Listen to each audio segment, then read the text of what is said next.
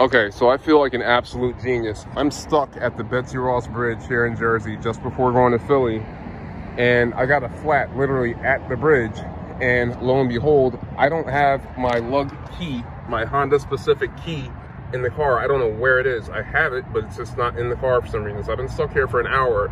This is what I just came up with no resources to get this thing broken loose. This is what I did. I have a 4-way, right, that fits the lugs.